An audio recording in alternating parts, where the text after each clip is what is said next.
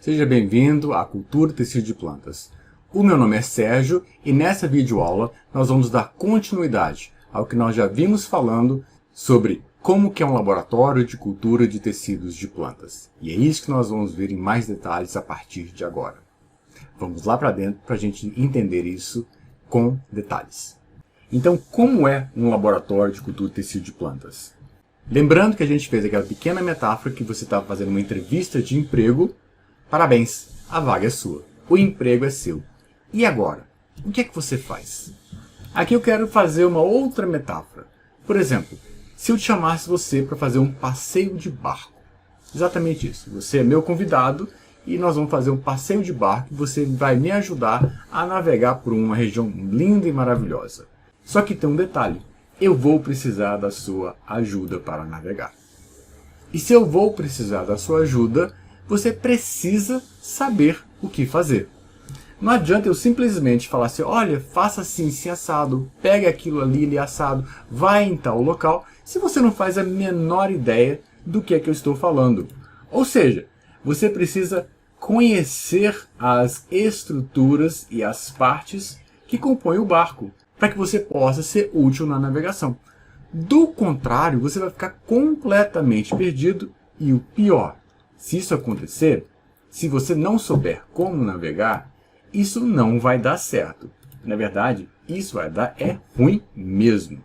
Então, ciente de que você precisa saber as estruturas básicas para que você possa saber navegar, a mesma coisa, a mesma analogia pode ser feita em relação ao laboratório de cultura de tecidos de plantas. Você precisa conhecer as partes que compõem o laboratório de cultura de tecidos de plantas. Para quê? Para que você saiba o que você precisa fazer, para você se tornar mais eficiente, para você otimizar o tempo e efetivamente colaborar, produzir naquela área que você está atuando. Como nós já mencionamos anteriormente, existem vários pontos a serem considerados quando se pensa no laboratório de cultura de tecido de plantas, como por exemplo, a área, os equipamentos que você vai utilizar, os utensílios, as vidrarias, os reagentes, os equipamentos de proteção individual e eventualmente algumas coisas do dia a dia, que a gente vai falar mais para frente. Nessa aula, especificamente, nós vamos falar sobre as áreas que compõem um laboratório de cultura de tecido de plantas. Áreas ou setores, e você vai entender isso perfeitamente daqui a pouquinho. Então você conseguiu o seu emprego, vai construir um laboratório, ou vai otimizar o laboratório, ou vai montar o laboratório, e agora, o que é que você faz? Então é justamente para tirar suas dúvidas, para você compreender exatamente o que é um laboratório de cultura de tecido de plantas, é que vocês vão compreender agora as partes que compõem em termos de áreas no laboratório. Então são basicamente 7 áreas. Algumas você pode ter, pode deixar de ter, mas de uma maneira geral isso seria um laboratório completo. Então nós teríamos a sala de preparo de meios, a sala de transferência, a sala de crescimento, a sala de lavagem, a sala de esterilização, uma caixa de vetação e uma sala de pré-lavagem.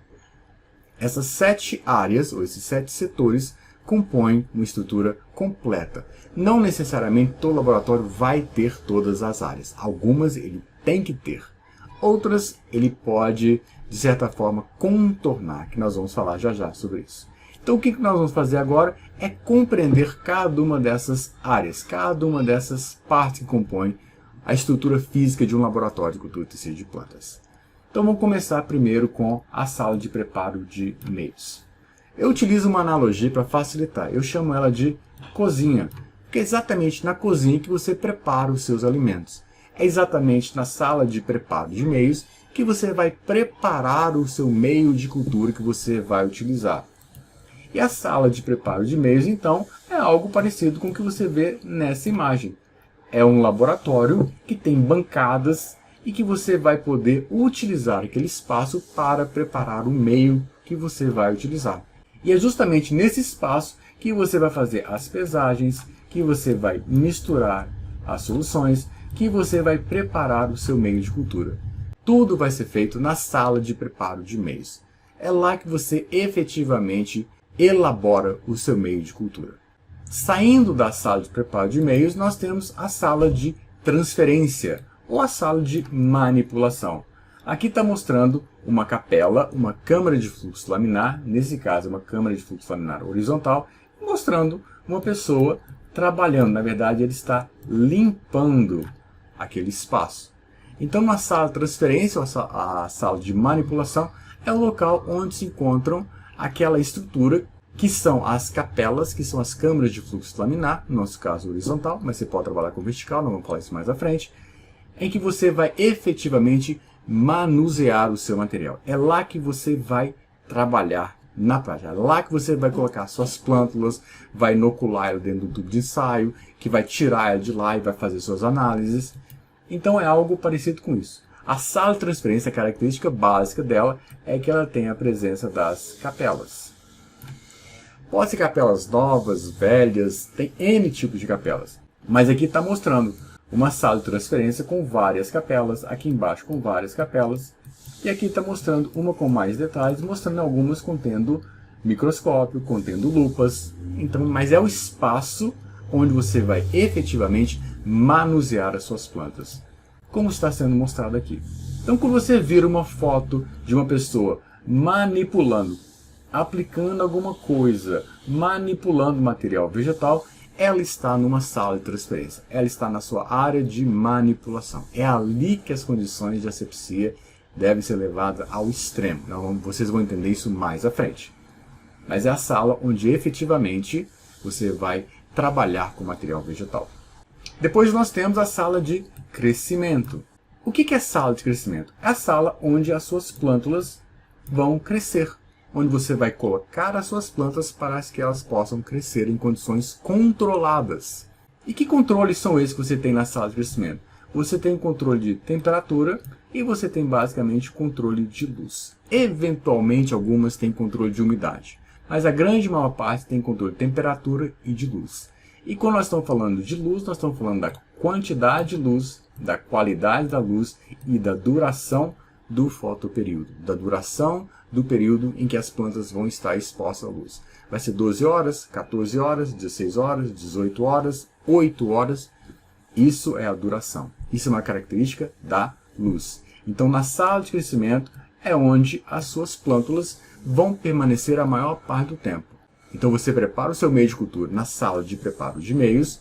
Posteriormente, você vai trabalhar com esse meio já esterilizado. Vocês vão entender daqui a pouco como que isso é feito. Vai trabalhar aonde? Na sua sala de transferência, na sua sala de manipulação. Ali você vai efetivamente colocar suas plântulas, os seus explantes, que vocês vão entender o que é mais à frente, em contato com o seu meio de cultura. Da sala de transferência, ela vai diretamente para a sala de crescimento. E ali ela vai permanecer a maior parte do tempo. E aqui estão alguns exemplos de uma sala bastante ampla, grande, e aqui embaixo tem uma sala um pouco menor. Vocês podem ver que ela tem ar-condicionado, mostrado aqui em cima. Aqui na de baixo não aparece, mas nós temos aqui as prateleiras e tem luz incidindo sobre elas. Então, essa é uma sala de crescimento. Quando vocês virem uma foto dessas, foram no laboratório qualquer, onde as plantas estão crescendo, você está na sua sala de crescimento. Depois nós temos um quarto, que é a sala ou a área de lavagem. Lavagem de quê? Lavagem do material que você vai utilizar.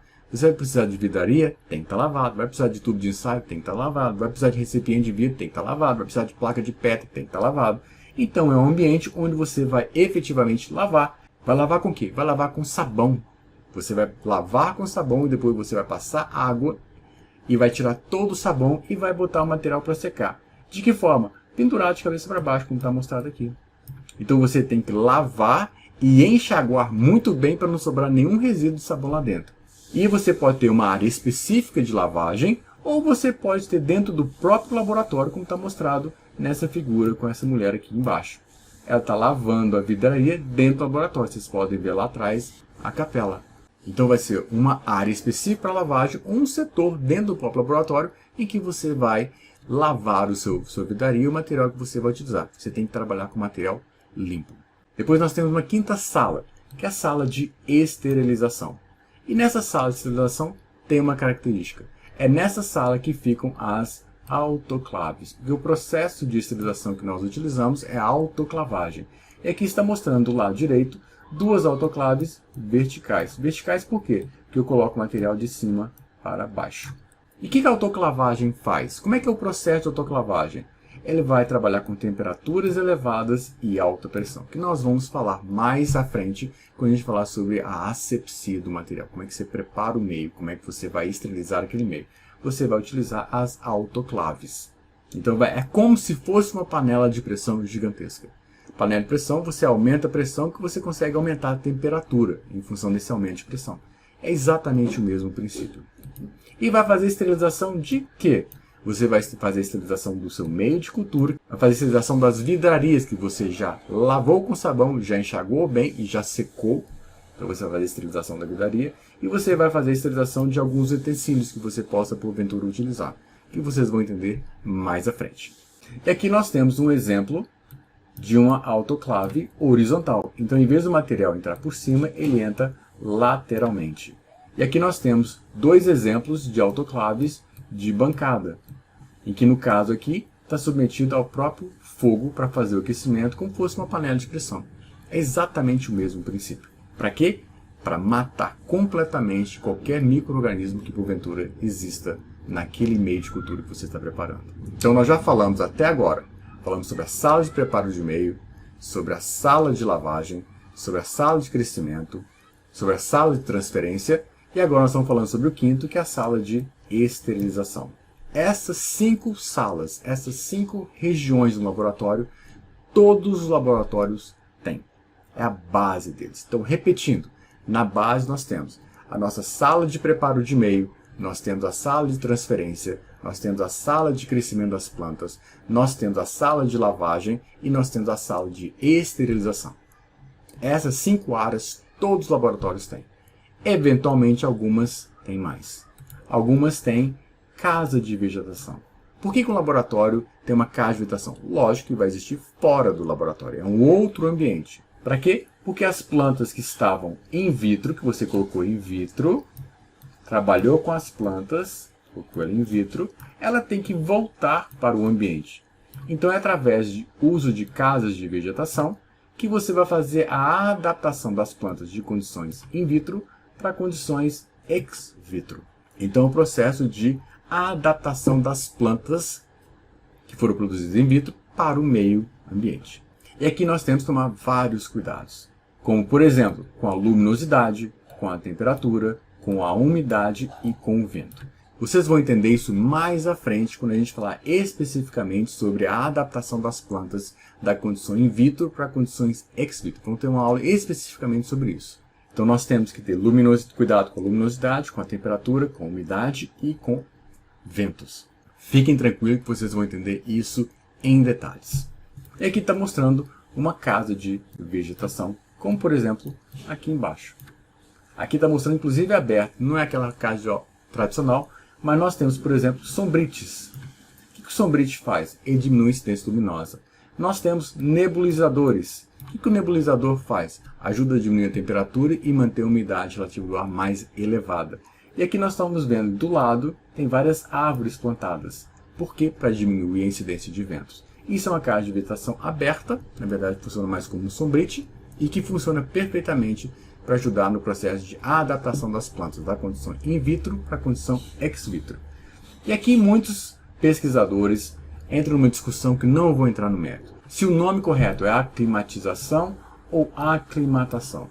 Existem vertentes distintas, não me interessa entrar nesse tipo de debate, você decide o nome que você quer. O meu nome é Sérgio e eu sou uma determinada pessoa. Se meu nome fosse Guilherme, eu seria exatamente a mesma pessoa. Me chame de Sérgio ou de Guilherme, eu vou responder. Eu tenho os mesmos valores, os mesmos defeitos, as mesmas virtudes, mesmos vícios. Então, se é aclimatação ou aclimatização, decidam vocês. Ouçam quem tem mais experiência e que está disposto a comprar essa briga. Eu não estou disposto a comprar essa briga. Se você chamar de aclimatização, está tudo bem para mim. Se você chamar de aclimatação, está tudo bem para mim também. Não entro nessa discussão. Para mim, o que importa é que você saiba que existe um processo de adaptação gradativa das plantas da condição in vitro para a condição ex vitro. Isso é importante. E somente isso. E algumas têm a condição de sala de pré-lavagem também. É uma pré-limpeza. Principalmente quando você está trabalhando com plantas que estão vindo do campo ou de casa de vegetação. Por quê? Porque num laboratório de cultura de tecido de plantas é praticamente, existem algumas exceções, é praticamente proibido você ter solo e você ter parte de plantas contaminadas. Então o que você faz? Antes de você começar a trabalhar com a planta, você faz uma pré-limpeza dessa planta. Então se ela tiver solo, você vai tirar o solo fora, vai lavá-la. Se ela tiver uma parte contaminada, você vai tirar aquela parte contaminada. Se ela tem uma parte morta, você vai tirar aquela parte morta. E depois sim é que você vai levar essa planta para dentro do laboratório. A única condição em que o solo pode ter dentro de um laboratório de cultura de tecido de plantas é quando o solo já foi autoclavado, ele está esterilizado, ou ele passou por um processo de fumigação, que é um processo que mata todos os micro-organismos que porventura possam existir naquele solo. Somente nessa condição que o solo é permitido, mas em condições normais, solo não é permitido dentro de um laboratório de cultura de tecido de plantas. Então você vai tirar, vai trabalhar com o solo fora do laboratório. Por que disso? Por causa de contaminação. Esse é o nosso tendão de Aquiles. E nós temos que fazer absolutamente tudo para diminuir a taxa de contaminação que eventualmente possa acontecer no nosso trabalho envolvendo cultura de tecido de plantas. O solo é uma fonte maravilhosa de contaminantes. Doenças de plantas, já o próprio nome diz, já é uma quantidade de inóculos muito elevada. Partes mortas da planta também trazem isso. Então o material tem que ser trazido para que possa ser trabalhado da forma mais asséptica possível. Agora que vocês já conhecem todas essas áreas que envolvem a cultura de tecido de plantas, nós podemos ter um laboratório caseiro de cultura de tecido de plantas. E como é que seria um laboratório caseiro? Por exemplo, do canto direito superior aqui, vocês podem ver que eu tenho uma autoclave, eu tenho a minha sala de crescimento, eu tenho a minha sala de lavagem, e eu tenho um espaçozinho que eu vou preparar o meu meio de cultura. Aqui não mostra onde é que eu vou manipular. Nesse outro laboratório aqui do lado de baixo, eu tenho a minha capela, a minha câmara de fluxo laminar. Eu tenho a minha sala de crescimento, eu tenho a minha área de lavagem, eu tenho a minha áreazinha minúscula de preparo de meio.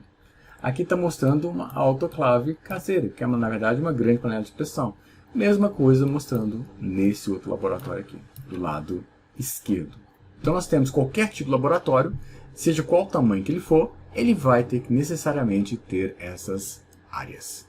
Agora que você já tem uma visão geral de como que é um laboratório de cultura de tecidos em termos de espaço físico, lembre-se que essa é a estrutura básica, estrutura física básica, de qualquer laboratório de cultura de tecidos que você vai trabalhar. Seja comercial, de pesquisa, seja que você vai fazer um trabalho caseiro, não importa. E em qualquer lugar do mundo. Então, quando você vira um laboratório, você sabe, eu tenho que ter uma área para preparar o meio. Eu tenho que ter uma sala de crescimento.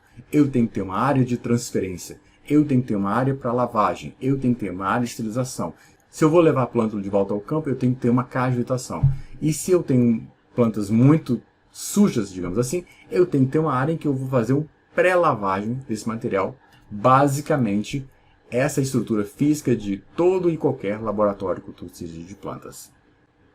Agora, você já sabe toda a estrutura física que compõe as áreas de um laboratório de cultura de tecido de plantas. Nas próximas aulas, nós vamos entrar em detalhes sobre os outros componentes que fazem parte de um laboratório de cultura de tecido de plantas. Basicamente, era isso que nós tínhamos que passar para vocês nesta videoaula e nos vemos na nossa próxima videoaula. Até a próxima!